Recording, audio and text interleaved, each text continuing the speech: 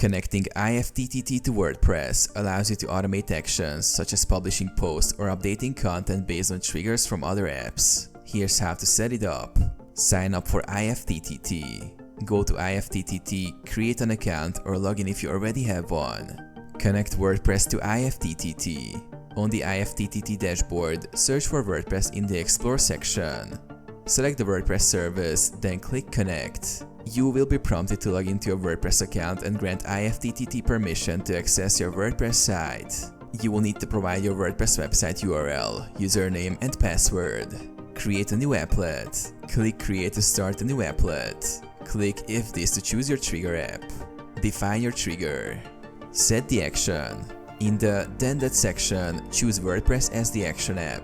Select an action like create a post, update post, or create a draft. Customize the action with content based on the trigger.